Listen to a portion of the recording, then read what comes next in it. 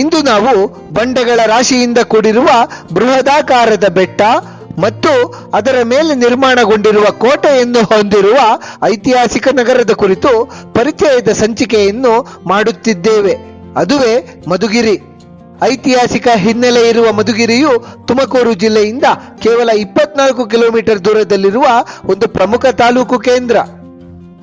ನಮ್ಮ ಕರ್ನಾಟಕ ರಾಜ್ಯದ ರಾಜಧಾನಿಯಾದ ಬೆಂಗಳೂರು ನಗರದಿಂದ ಸುಮಾರು 106 ಕಿಲೋಮೀಟರ್ ದೂರದಲ್ಲಿರುವ ಈ ಮಧುಗಿರಿ ಪ್ರಸಿದ್ಧಿಯಾಗಿರುವುದೇ ಇಲ್ಲಿರುವ ಅತಿದೊಡ್ಡ ಏಕಶಿಲಾ ಬೆಟ್ಟದ ಕಾರಣದಿಂದಾಗಿ.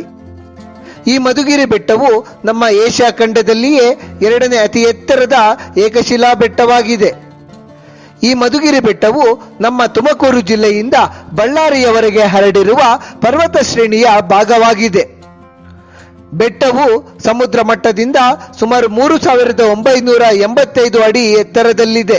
ಬೆಟ್ಟದ ಮೇಲೆ 17ನೇ ಶತಮಾನದಲ್ಲಿ ಕಟ್ಟಲಾದ ಕೋಟೆಯು ಸ್ಥಿತವಿದೆ. ಈ ಮಧುಗಿರಿಯ ಕೋಟೆಯನ್ನು 17ನೇ ಶತಮಾನದಲ್ಲಿ ರಾಜ ಹಿರೇಗೌಡ ಎಂಬ ಪಾಳೆಗಾರರು ನಿರ್ಮಿಸಿದ್ದಾರೆ. ಅನಂತರ ಹೈದರಾಲಿ, ಟಿಪ್ಪು ಸುಲ್ತಾನ್ ಮತ್ತು ಮೈಸೂರು ಅರಸರ ಆಡಳಿತಾವಧಿಯಲ್ಲಿ ಈ ಕೋಟೆ ಪುನರ್ಜೀವನಗೊಂಡಿದೆ. ಈ ಮಧುಗಿರಿಗೆ ಬಹಳ ಹಿಂದಿನ ಕಾಲದಲ್ಲಿ ಮದ್ದಗಿರಿ ಎಂಬ ಹೆಸರಿದ್ದಿತ್ತು. ಏಕೆಂದರೆ ಈ ಮಧುಗಿರಿಯ ಬೆಟ್ಟವನ್ನು ದಕ್ಷಿಣ ದಿಕ್ಕಿನಿಂದ ನೋಡಿದಾಗ ಮದ್ದಾನೆಯಂತೆ ಕಾಣಿಸುತ್ತದೆ. ಅನಂತರ 1926ರಲ್ಲಿ ಈ ಏಕಶಿಲಾ ಬೆಟ್ಟದ ತುಂಬೆಲ್ಲ ಅಸಂಖ್ಯಾತ ಜೇನುಗೂಡುಗಳು ಶೋಭಿಸುತ್ತಿದ್ದುದನ್ನು ನೋಡಿದ ಅಂದಿನ ಜ್ಞಾನಪೀಠ ಪುರಸ್ಕೃತರಾದ ಮಾಸ್ತಿ ವೆಂಕಟೇಶ್ ಅಯ್ಯಂಗಾರ್ ರವರು ಮದ್ದಗಿರಿಯ ಹೆಸರನ್ನು ಮಧುಗಿರಿ ಎಂದು ಬದಲಿಸಿದರು. ಮಧು ಎಂದರೆ ಜೇನು, ಗಿರಿ ಎಂದರೆ ಬೆಟ್ಟ ಎಂದರ್ಥ. ಇದರಿಂದಾಗಿ ಈ ಊರಿನ ಹೆಸರು, ಬೆಟ್ಟದ ಹೆಸರು ಒಂದೇ ಆಗಿದೆ. ಮಧುಗಿರಿಯ ಬೆಟ್ಟವು ಚಾರಣಿಗರಿಗೆ ಹೇಳಿ ಮಾಡಿಸಿದ ತಾಣವಾಗಿದೆ. ಈ ಬೆಟ್ಟದಲ್ಲಿ ಔಷಧಿಯುಕ್ತ 100 ಗಿಡಮೂಲಿಕೆಗಳು ಸಹ ಸ್ಥಿತವಿವೆ. ಮಧುಗಿರಿಯ ಬೆಟ್ಟದ ಚಾರಣವನ್ನು 4 ಹಂತಗಳಾಗಿ ವಿಂಗಡಿಸಬಹುದು. ಮೊದಲ ಹಂತದಲ್ಲಿ ದೊಡ್ಡ ದೊಡ್ಡ ಮೆಟ್ಟಿಲುಗಳು ಇರುವುದರಿಂದ ಚಾರಣ ಸುಲಭವಾಗಿ ಮಾಡಬಹುದು. 2ನೆಯ ಹಂತದ ಚಾರಣದಲ್ಲಿ ಬಂಡೆಯಲ್ಲಿ ಮೆಟ್ಟಿಲುಗಳನ್ನು ಕೊರೆಯಲಾಗಿರುತ್ತದೆ. ಜೊತೆಗೆ ಹತ್ತಲು ಕಂಬಿಗಳ ಸಹಾಯ ದೊರಕುತ್ತದೆ. 3ನೆಯ ಹಂತದಲ್ಲಿ ಅಲ್ಲಲ್ಲಿ ಮೆಟ್ಟಿಲುಗಳು ಸಿಗುತ್ತವೆ, ಆದರೆ ಸಹಾಯಕ್ಕಾಗಿ ಕಂಬಿಗಳಿರುವುದಿಲ್ಲ. 4ನೆಯ ಹಂತದ ಚಾರಣ ಬಹಳ ಕಠಿಣವಾಗಿದ್ದು ಬಂಡೆಗಳನ್ನು ಏರಿಯೇ ತೆರಳಬೇಕು. ಈ ಬೆಟ್ಟದ ತುತ್ತ ತುದಿಯನ್ನು ತಲುಪಲು ಸುಮಾರು 2 ರಿಂದ 3 ಗಂಟೆ ಬೇಕಾಗುತ್ತದೆ. ಮಧುಗಿರಿ ಬೆಟ್ಟದ ಮೇಲಿರುವ ಕೋಟೆಯಲ್ಲಿ ದೊಣೆಗಳು, ರಾಗಿಯ ಕಣಜ, ದೊಡ್ಡ ದೊಡ್ಡ ಕಲ್ಲಿನ ಗುಂಡುಗಳನ್ನು ಕಾಣಬಹುದು. ಕೋಟೆಯಲ್ಲಿ ಸುಮಾರು 6 ವೀಕ್ಷಣಾ ವೇದಿಕೆಗಳಿವೆ. ಈ ಬೆಟ್ಟದ ತುತ್ತ ತುದಿಯಲ್ಲಿ ಗೋಪಾಲಸ್ವಾಮಿಯ ದೇವಾಲಯ ಹಿಂದೆ ಇದ್ದಿತ್ತಂತೆ, ಆದರೆ ಈಗ ಅದು ಪಾಳು ಬಿದ್ದಿದೆ. ಈ ಮಧುಗಿರಿಯ ಬೆಟ್ಟವನ್ನು ಏರಿದ ಮೇಲೆ ಬೆಟ್ಟದ ಮೇಲಿನಿಂದ ಕಾಣಸಿಗುವ ಸಾಲು ಸಾಲು ಬೆಟ್ಟಗಳ ಸಾಲು, ಮಧುಗಿರಿ ಪಟ್ಟಣದ ಸಂಪೂರ್ಣ ವಿಹಂಗಮ ನೋಟ, ಹಚ್ಚ ಹಸಿರನ್ನು ಹೊದ್ದ ಭೂರಮೆಯ ರುದ್ರ ರಮಣೀಯ ದೃಶ್ಯಗಳು ಚಾರಣಿಗರ ಆಯಾಸವನ್ನು ಪರಿಹರಿಸುತ್ತವೆ. ಮಳೆಗಾಲದಲ್ಲಿ ಮಧುಗಿರಿ ಬೆಟ್ಟದ ಚಾರಣ ಸೂಕ್ತವಲ್ಲ.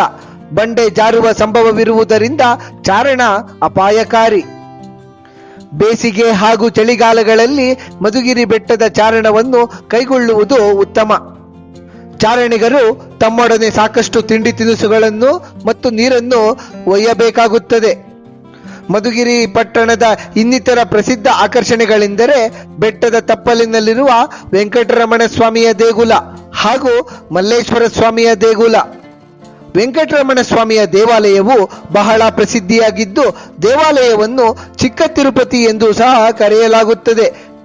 ಈ ದೇವಾಲಯದಲ್ಲಿ ಸ್ಥಿತವಿರುವ ವೆಂಕಟರಮಣ ಸ್ವಾಮಿಯ ವಿಗ್ರಹವು ಈ ಊರಿನ ಗೌಡರೊಬ್ಬರಿಗೆ ಕೆರೆಯೊಂದರಲ್ಲಿ ದೊರಕಿತ್ತು ಎಂದು ನಂಬಲಾಗುತ್ತದೆ.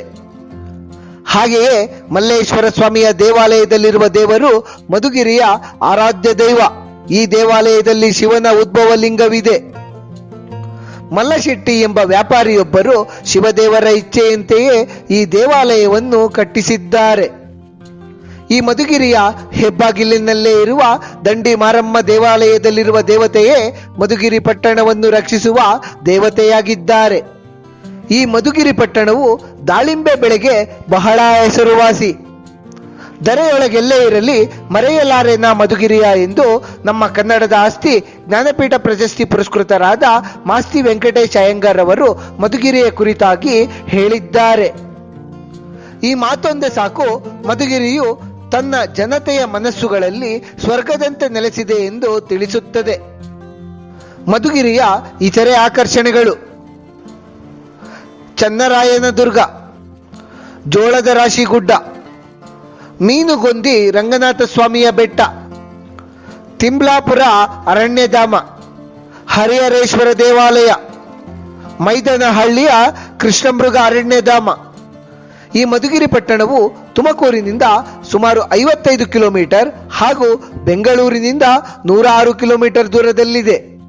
ಪ್ರಸ್ತುತ ರಾಷ್ಟ್ರೀಯ ಹೆದ್ದಾರಿ 66 ಅಂದರೆ ಹಿಂದಿನ ರಾಷ್ಟ್ರೀಯ ಹೆದ್ದಾರಿ 4ರಲ್ಲಿ ಸಿಗುವ ಡಾಬಾಸ್ಪೇಟೆಯಿಂದ ಕೊರಟಗೆರೆ ಮಾರ್ಗವಾಗಿ ಮಧುಗಿರಿಯನ್ನು ತಲುಪಬಹುದು.